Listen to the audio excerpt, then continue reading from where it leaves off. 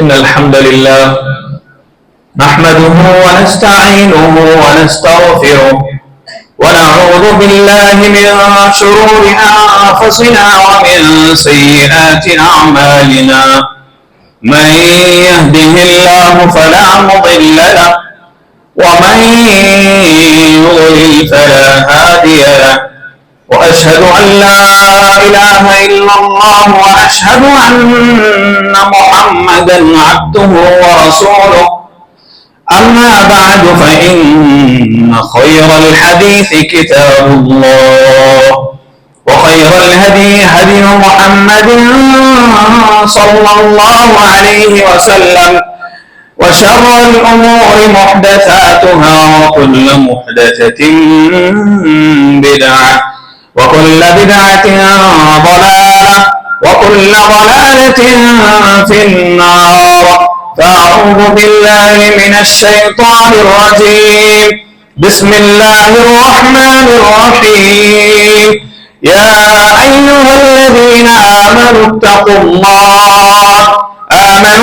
الله حق تقاته ولا تموتن إلا وأنتم مسلمون يا أيها الناس اتقوا ربكم الذي خلقكم من نفس واحدة وخلق منها زوجها وبث منهما رجالا كثيرا ونساء واتقوا الله الذي تساءلون به والأرحام إن الله كان عليكم رقيبا يا أيها الذين آمنوا اتقوا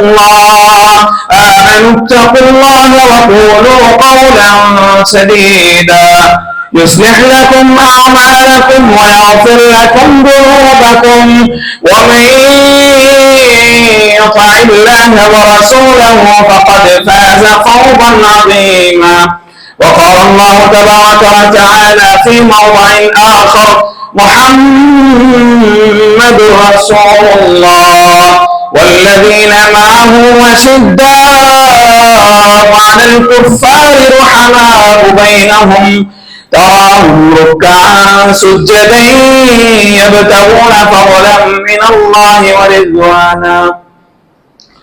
حاضرین جمعہ، ہر طرح کی تعریف، توصیف، کبریائی، بڑائی صرف اور صرف اللہ رب العالمین کے لیے لائق و زیبا ہے، جس نے ہمیں اشرف المخلوقات بنا کر پیدا کیا. اس پر مزید احسان یہ کہ ہمیں مسلمان بنا کر پیدا کیا. بعد لاکھوں کروڑوں درود و سلام ہو تمام انبیاء علیہ السلام پر، خصوصاً میرے اور آپ کے آخری نبی سید المرسلین، شافی محشر، ساقی کوثر، بہتر و برتر، افضل البشر جناب محمد رسول اللہ صلی اللہ علیہ وسلم پر. محترم حاضرین، پچھلے جمعہ فضائل صحابہ کے نام سے ہم نے خطبہ سنا، جس میں صحابہ اکرام کی مختلف فضائل، مناقب اور صحابہ کے مقام و مرتبے کو بیان کیا گیا. حاضرین، جب کبھی قرآن اور حدیث میں یا اللہ تبارک و تعالی نبی کریم صلی اللہ علیہ وسلم کسی شخص کی فضیلت کو بیان کرتے ہیں تو کسی بھی شخص کو ایسے ہی فضیلت حاصل نہیں ہوتی، بلکہ اس کے پیچھے کئی ساری قربانیاں، کئی ساری تکلیفیں، کئی ساری مشقتیں ہوا کرتی ہیں. صحابہ اکرام رضوان اللہ علیہم اجمعین کو بھی جو مقام و مرتبہ ملا، جو فضیلت انہیں ملی، یہ ان کی قربانیاں اور ان کے ایمان کی بدولت ملی ہے. حاضرین، صحابہ اکرام رضوان اللہ علیہم اجمعین یہ وہ شخصیات ہیں کہ اللہ اور اس کے رسول کے بعد اگر ہم تمام انسانوں پر سب سے زیادہ کسی کا احسان ہے تو صحابہ اکرام رضوان اللہ علیہم اجمعین کا ہے، کیونکہ یہی وہ صحابہ ہیں جنہوں نے کبھی جانی قربانیاں پیش کی، تو کبھی مالی قربانیاں پیش کی، تو کبھی اپنی آل و اولاد کی قربانیاں پیش کی، اور کبھی اپنے ملک، قریہ اور شہر کی قربانیاں پیش کر کے ہم تک دین اسلام پہنچایا۔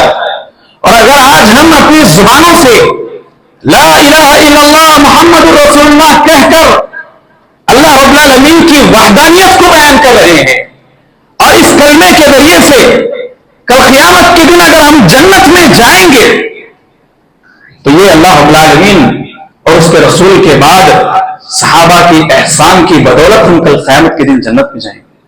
یہ صحابہ کا احسان ہم پر ہے۔ حاضرین، صحابہ نے ہم تک دین اسلام کو پہنچانے کے لیے مختلف قسم کی قربانیاں پیش کی۔ ان میں سے بعض قربانیاں مالی قربانیاں تھیں۔ آئیے جانتے ہیں کہ وہ کیا قربانیاں تھیں جو صحابہ نے پیش کی ہم تک دین اسلام کو پہنچانے کے لیے۔ حاضرین، سب سے پہلے صحابی صہیب رومی رضی اللہ عنہ کا نام آتا ہے۔ یہ وہ صحابی تھے کہ جو اصلاً عراق میں رہا کرتے تھے۔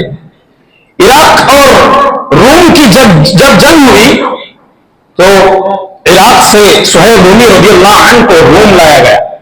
پھر کسی طرح سے صہیب رومی رضی اللہ عنہ روم سے بھاگ کر کے مکہ تشریف لے گئے۔ وہاں پر آپ نے ایک عرصہ گزارا۔ اس کے بعد جب نبی کریم صلی اللہ علیہ وسلم نے صہیب رومی رضی اللہ عنہ کے سامنے دین اسلام کی دعوت کو پیش کیا تو صہیب رومی رضی اللہ عنہ نے اس دعوت کو قبول کر لیا۔ پھر ایک عرصہ، لمبا عرصہ آپ نے مکہ میں گزارا، بہت سارا مال و دولت آپ نے کمایا۔ جب کفار مکہ کا ظلم و ستم مکہ میں بڑھ گیا، اللہ رب العالمین کے حکم سے صہیب رومی رضی اللہ عنہ مکہ سے مدینہ کی طرف اپنا پورا کا پورا مال و دولت لے کر کے ہجرت کر رہے تھے۔ راستے میں کفار و مشرکین آ گئے اور کہا، اتیتنا صعلوکن، اے صہیب رومی، تم جب ہمارے پاس آئے تھے مکہ میں تمہاری حالت یہ تھی کہ تم ایک فقیر اور خلاش قسم کے آدمی تھے، تمہارے پاس مال و دولت کوئی موجود نہیں تھا، تم نے یہاں پر آ کر کے مال و دولت کمایا ہے، لہذا ہم چاہتے ہیں کہ تم نے جو مال یہاں پر کمایا ہے پوری کی پوری دولت تم نے یہاں چھوڑنا ہوگا۔ حاضرین، صہیب رومی رضی اللہ عنہ کا جواب سنیے۔ صہیب رومی رضی اللہ عنہ کہتے ہیں کہ اے کفار قریش، ذرا بتلاؤ، اگر میں یہ پوری دولت یہاں پر چھوڑ کر کے چلا جاؤں، پوری کی پوری دولت تمہارے نام کر دوں، کیا تم مجھے مکہ سے مدینہ کی طرف ہجرت کرنے دو گے؟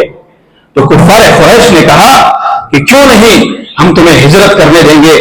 صہیب رومی رضی اللہ عنہ اپنی زندگی بھر کی کمائی، اپنی زندگی بھر کا مال و دولت وہیں پر چھوڑ کر کے بے سر و سامان مدینہ کی طرف ہجرت کر گئے۔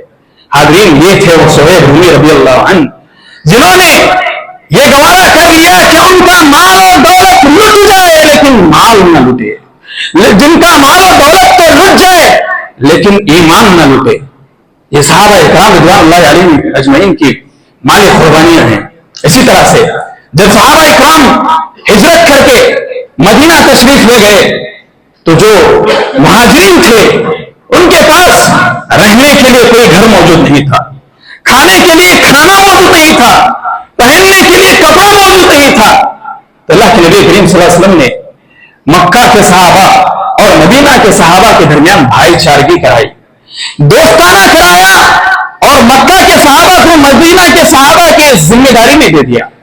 انہیں میں سے ایک عبد الرحمن بن عوف رضی اللہ عنہ تھے، جن کو اللہ کے نبی کریم صلی اللہ علیہ وسلم نے سعد بن ربیع رضی اللہ عنہ کے حوالے کر دیا کہ تمہاری ذمہ داری ہے ان کی۔ سعد بن ربیع رضی اللہ عنہ عبد الرحمن بن عوف رضی اللہ عنہ کو اپنے گھر لے جاتے ہیں اور کہتے ہیں کہ اے عبد الرحمن بن عوف، میں انصار میں سب سے زیادہ مال و دولت والا ہوں، میں چاہتا ہوں کہ یہ میرا مال و دولت ہے، یہ میری جائیداد ہے، اس میں سے تم آدھا حصہ تم رکھ لو اور दो बीवियां हैं, जिसको चाहे पसंद कर लो, मैं उससे तलाक दूंगा और उसकी इद्दत पूरी होने के बाद तुम उनसे शादी कर लो। हाज़रीन, ये कुर्बानियां थी अबू साद बिन रबी रज़ियल्लाहु अन्हु की माली कुर्बानी। और इसी तरीके से अबू बकर वो उमर रज़ियल्लाहु अन्हु की भी माली कुर्बानियों के बारे में अहादीस और सीरत के कई वाक़यात आते हैं। उनमें से एक वाक़या ये कि एक मरतबा अल्लाह के नबी करीम सल्लल्लाहु अलैहि वसल्लम ने सहाबा को हुक्म दिया कि तुम अल्लाह रब्बुल आलमीन की राह में अपने माल और दौलत को कुर्बान करो। उमर बिन खत्ताब रज़ियल्लाहु अन्हु ने सोचा कि आज मौका है कि मैं अबू बकर सिद्दीक रज़ियल्लाहु अन्हु से नेकियों में आगे बढ़ जाऊंगा। अबू बकर सिद्दीक रज़ियल्लाहु अन्हु जितना माल खर्च करेंगे उससे ज्यादा माल मैं अपना खर्च करूंगा। फौरन उमर बिन खत्ताब रज़ियल्लाहु अन्हु अपने घर गए और अपने घर का आधा सामान लेकर के आए, अल्लाह के नबी करीम सल्लल्लाहु अलैहि वसल्लम की बारगाह में रख दिया। अल्लाह के नबी करीम सल्लल्लाहु अलैहि वसल्लम ने उमर बिन खत्ताब रज़ियल्लाहु अन्हु से कहा कि उमर, अपने घर वालों के लिए क्या छोड़ करके आए हो? तो उमर रज़ियल्लाहु अन्हु ने कहा, अल्लाह के नबी करीम सल्लल्लाहु अलैहि वसल्लम, इसका आधा माल मैं अपने घर में छोड़ करके आया हूं। फिर उसके बाद अबू बकर सिद्दीक रज़ियल्लाहु अन्हु आते हैं और अपना माल और दौलत अल्लाह के नबी करीम सल्लल्लाहु अलैहि वसल्लम की बारगाह में पेश करते हैं। उसके बाद अल्लाह के नबी करीम सल्लल्लाहु अलैहि वसल्लम सवाल करते हैं, ए अबू बकर सिद्दीक, तुमने अपने घर में क्या छोड़ करके आया? तो अबू बकर सिद्दीक रज़ियल्लाहु अन्हु ने कहा कि अल्लाह के नबी करीम सल्लल्लाहु अलैहि वसल्लम, जितना भी सामान मेरे घर में मौजूद था पूरा का पूरा सामान आपकी बारगाह में मैंने पेश कर दिया है, और घर में मैंने सिर्फ अल्लाह और उसके रसूल की मोहब्बत को छोड़ा है। अल्लाह अकबर। उसके बाद उमर बिन खत्ताब रज़ियल्लाहु अन्हु ने कहा कि अल्लाह की कसम, मैं कभी भी आज के बाद से अबू बकर सिद्दीक रज़ियल्लाहु अन्हु से नेकियों में मुसाबका नहीं करूंगा, इसलिए कि मैं जान गया हूं कि अबू बकर सिद्दीक रज़ियल्लाहु अन्हु से कभी मैं आगे नहीं बढ़ सकता। ये अबू बकर सिद्दीक रज़ियल्लाहु अन्हु थे। इसी तरह से उस्मान बिन अफ़्फ़ान रज़ियल्लाहु अन्हु के बारे में आता है कि जब मुसलमान हिजरत करके मदीना गए, वहां पर मीठा पानी पीने के लिए मुसलमानों को मौजूद नहीं था, एक कुएं के अलावा। लेकिन वो कुएं वाला जब मुसलमानों को पानी बेचता तो उसमें जो है जुल्म और सितम उन पर करता, बड़ा चढ़ा करके कीमत लिया करता था। मुसलमानों ने अल्लाह के नबी करीम सल्लल्लाहु अलैहि वसल्लम पर शिकायत की तो अल्लाह के नबी करीम सल्लल्लाहु अलैहि वसल्लम ने ऐलान किया, मैं यश्तरी बीर रोमा, कौन है जो मुसलमानों को बीर रोमा खरीद करके दे? फौरन उस्मान बिन अफ़्फ़ान रज़ियल्लाहु अन्हु उठे और कहा, अल्लाह के नबी करीम सल्लल्लाहु अलैहि वसल्लम, मैं हूं जो मुसलमानों को बीर रोमा यानी ये मीठे पानी का कुआं खरीद करके दूंगा। उस्मान रज़ियल्लाहु अन्हु ने फौरन वो कुआं खरीद करके दिया और आज तक वो कुआं बाकी है, जिस कुएं के जरिए से कई बागात को सैराब किया जा रहा है और उन बागात से जो पानी, जो खजूर आते हैं, जो फसल उगती है, उसका पैसा जो आता है उसे गरीबों में तकसीम किया जाता है। हाज़रीन, इसी तरीके से ग़ज़वा तबूक के मौके पर अल्लाह के नबी करीम सल्लल्लाहु अलैहि वसल्लम ने ऐलान किया, 23 साली मुसलमानों में पड़ी हुई थी, जंग करने के लिए मुसलमानों के पास माल दौलत मौजूद नहीं था। अल्लाह के नबी करीम सल्लल्लाहु अलैहि वसल्लम ने ऐलान किया, ऐ मेरे सहाबा, हमें जंग करने के लिए जाना है, माल दौलत की बहुत ज्यादा कमी है, मैं तुम्हें हुक्म देता हूं कि तुम अल्लाह रब्बुल आलमीन की राह में माल कुर्बान करो ताकि हम जंग कर सकें।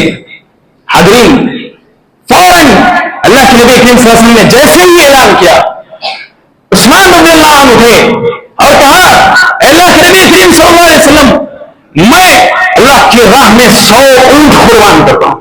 हाज़रीन, जरा बस खाली सुनने के लिए नहीं है, थोड़ा हम तसव्वुर करें, ये जो सहाबा अपनी कुर्बानियां पेश कर रहे हैं, कोई सहाबी पूरा का पूरा घर का सामान ला करके अल्लाह की राह में कुर्बान कर रहा है, तो कोई सहाबी अपने घर का आधा साजो सामान ला करके अल्लाह की राह में कुर्बान कर रहा है, कोई सहाबी पूरी की पूरी माल दौलत जो उसने जिंदगी में कमाई थी छोड़ करके अल्लाह की खातिर भी कर रहे हैं। जरा तसव्वुर करने की जरूरत है। हाज़रीन, उसके बाद फिर अल्लाह के नबी करीम सल्लल्लाहु अलैहि वसल्लम ने ऐलान किया कि جو اللہ کی راہ میں قربان کرے. تو پھر عثمان بن عفان رضی اللہ عنہ ہوتے ہیں اللہ کے نبی کریم صلی اللہ علیہ وسلم میں اللہ کی راہ میں 100 اونٹ قربان کرنے کے لیے تیار ہوں, میں جان کے لیے 100 اونٹ دینے کے لیے تیار ہوں. اسی طرح اللہ کے نبی کریم صلی اللہ علیہ وسلم نے 7 سے 10 مرتبہ اعلان کیا کہ کون اللہ کی راہ میں قربان کرنے والا ہے. 10ویں مرتبہ بھی عثمان بن عفان رضی اللہ عنہ اٹھے اور کہا اللہ کے نبی کریم صلی اللہ علیہ وسلم میں اللہ کی راہ میں 100 اونٹ قربان کرنے کے لیے تیار ہوں. اس طرح سے عثمان بن عفان رضی اللہ عنہ نے 1000 اونٹ اللہ کی راہ میں قربان کر دیے. اور اسی طریقے سے 1000 دینار آج کی قیمت کے حساب سے اگر لگائیں تو 3 لاکھ کے قریب پیسہ اللہ کے عثمان بن عفان رضی اللہ عنہ نے اللہ کے نبی کریم صلی اللہ علیہ وسلم کی خدمت میں حاضر کیا. آج 3 لاکھ بہت زیادہ معنی رکھتے ہیں. حاضرین وہ دور میں عثمان بن عفان رضی اللہ عنہ نے 3 لاکھ روپے اللہ کی راہ میں قربان کر دیے کہ عثمان بن عفان رضی اللہ عنہ تھے. اسی طریقے سے ایک مرتبہ ابوبکر صدیق رضی اللہ عنہ کے زمانے میں قحط سالی پڑ گئی, اناج کی کمی ہو گئی, لوگ بھوک و پیاس کی شدت کو محسوس کر رہے تھے.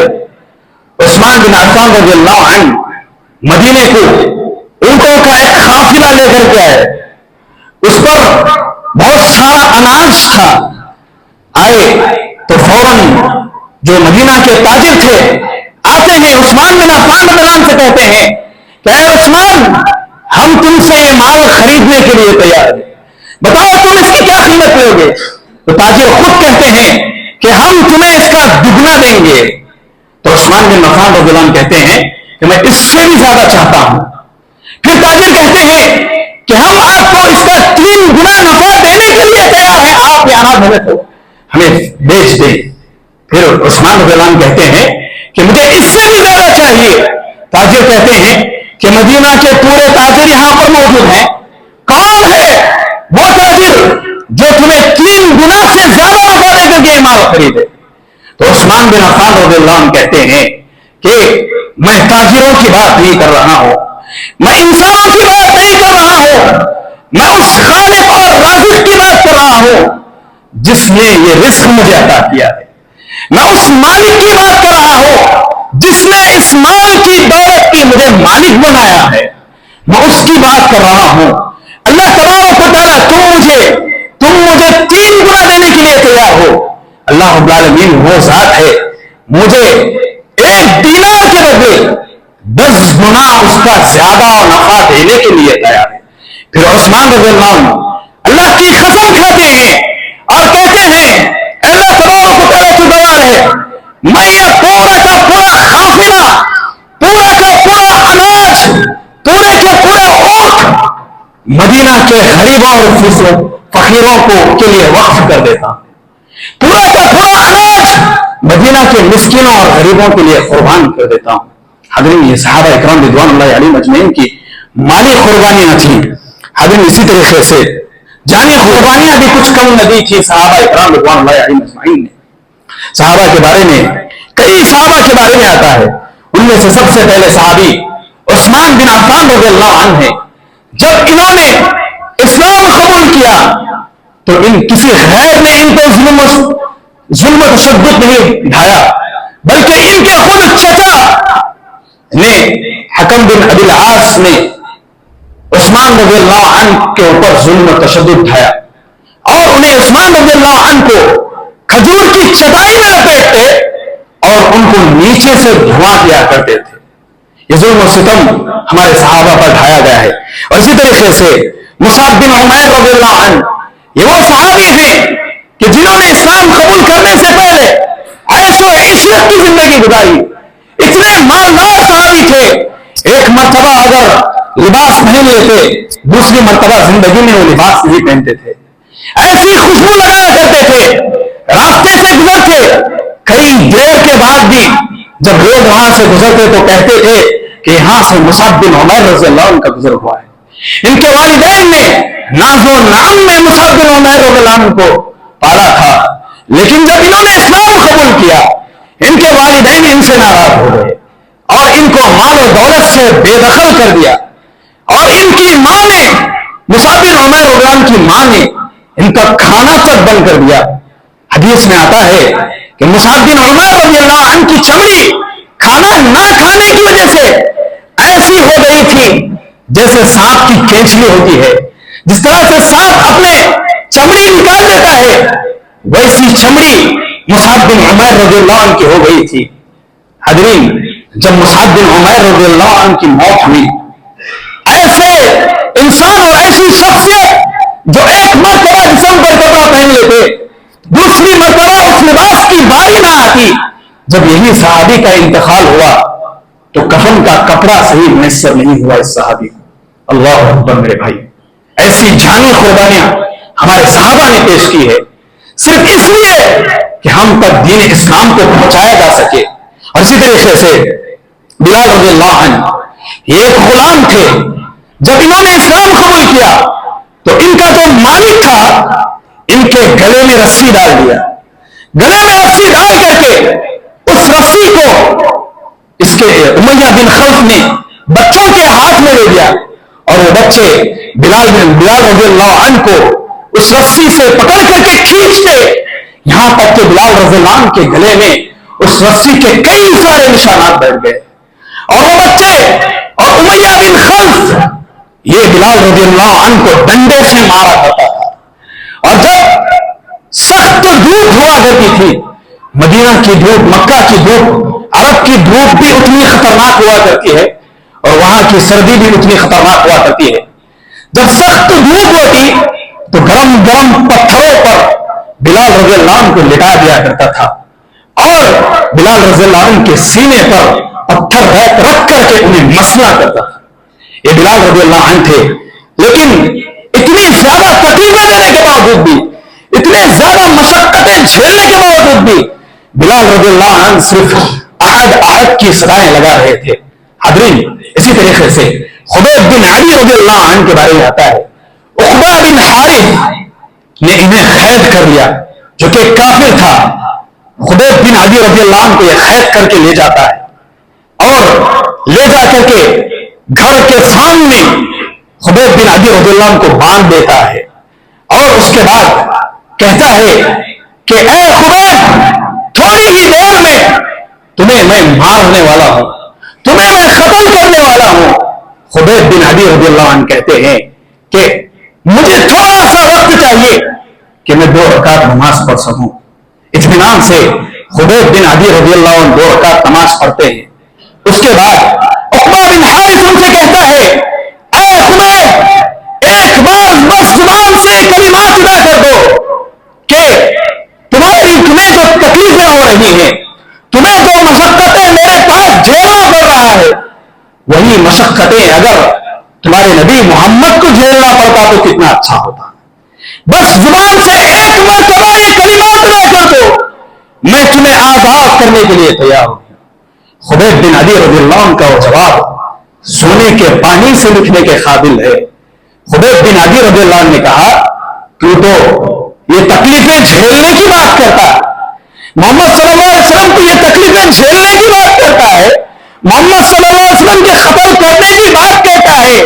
اے کافر، کان کھول کر کے سن لے، میں یہ تک برداشت نہیں کرتا میرے نبی محمد صلی اللہ علیہ وسلم کے پیر میں ایک کانٹا بھی چبھے اور اس کے بدلے میری جان کو بخش دیا جائے.